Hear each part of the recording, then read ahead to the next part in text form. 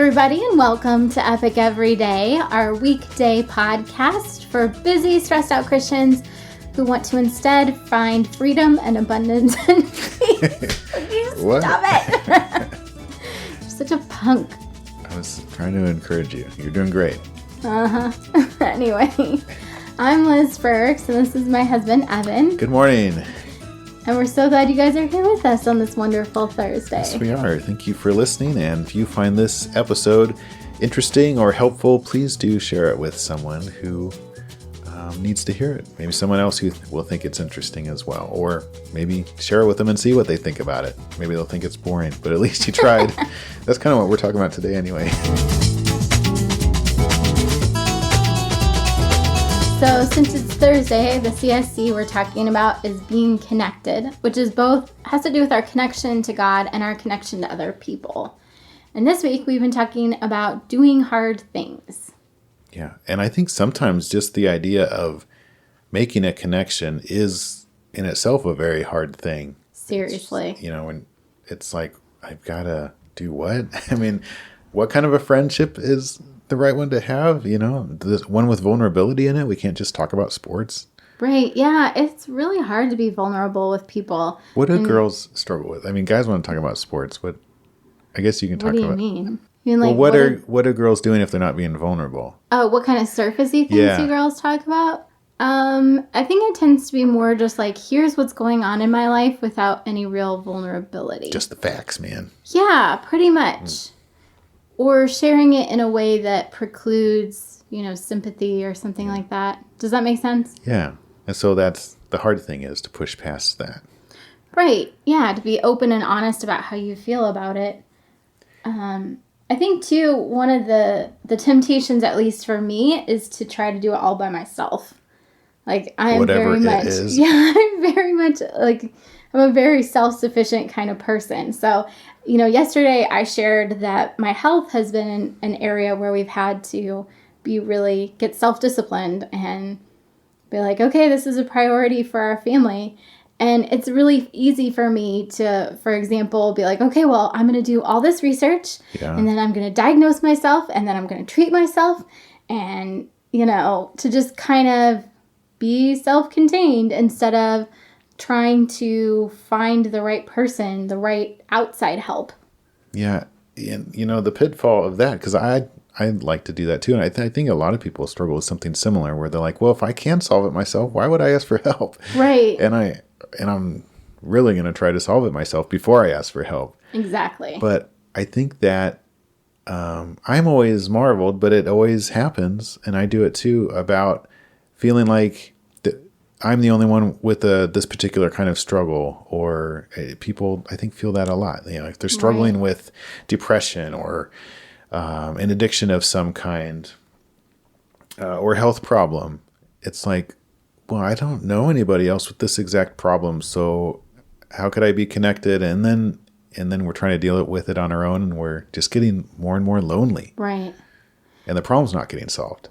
Yeah, well, and it's hard because there is that balance. For instance, going back to my health thing, I am responsible for my own health.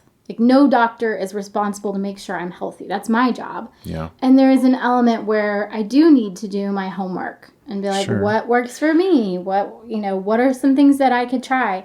But I still need that outside consultant. And it has to be a together process. Like we talk about all the time with relationships, you have to reach halfway.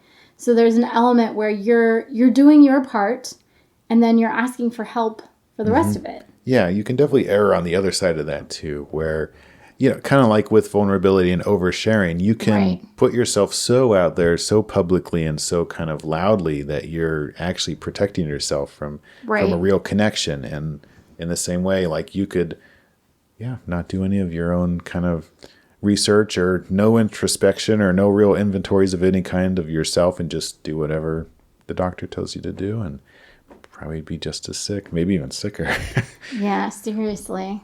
So it can definitely be frustrating to try to find the right people to talk to, though. You know, if there's some issue going on and you feel like you probably ought to talk to somebody about it, how do you find the right person? And that is a hard thing in and of itself too. Doing the kind of exploration that it takes, and and testing people, and like asking questions, and maybe getting referrals, even just like friend referrals and stuff. It is hard. Yeah.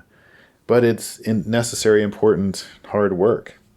But and it's the only way to really answer that question, who will help me? I mean, we need to be there for each other. We're really looking for someone who's trodden the path, whether it's a health path or an addiction path or, depression or something.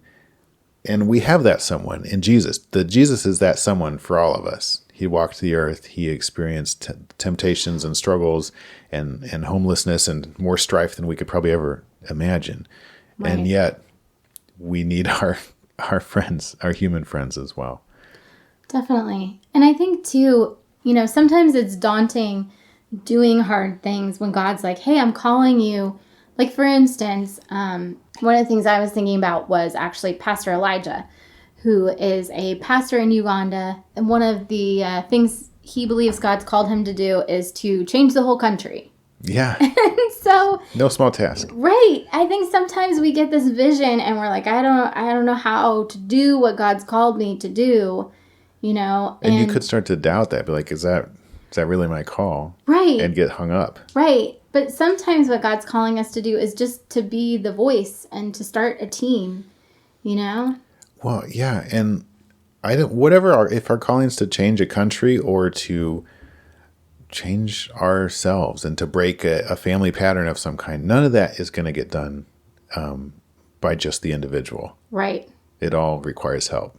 That's a good example, but we need to place ourselves, at least in our imagination, in that same shoes where it's like, this thing that I've got to do is just as big as trying to change a country.